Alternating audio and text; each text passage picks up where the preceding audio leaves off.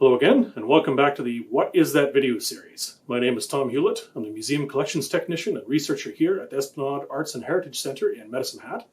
And today I'd like to show you another one of the more interesting items from the museum collection. Now, museums often hold quite a number of odd things, and at first glance this item is no different. Now, some of you may recognize it, but for others it will be a complete mystery. And as our culture changes, items like this are slipping further and further away from living memory. So let's have a look at it now.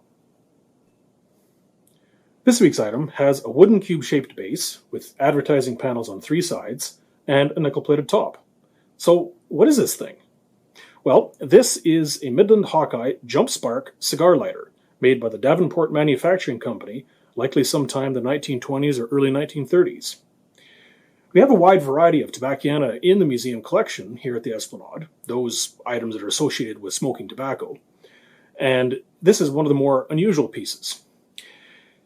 It is a tabletop lighter, it's quite large, and this style of lighter would most likely have been used in cigar stores, bars, restaurants, drugstores, and the like.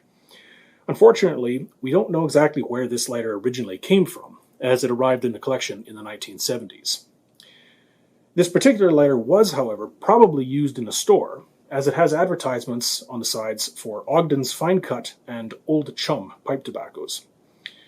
To use this lighter, a person would pull the lever forward, a spark would leap across from the top of the lever to the wire and ignite the wick, which draws a petroleum-based lighter fluid from a small reservoir.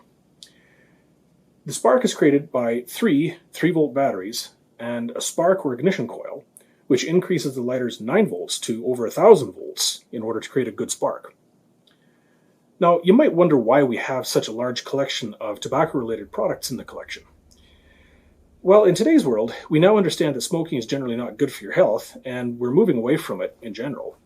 Even 10 or 15 years ago, it was much more common to see people smoke than now. And even movies and TV shows of the past 20 years rarely show anyone smoking, even in shows set in the past. As a result, what was once a very common practice is quickly fading out of our culture.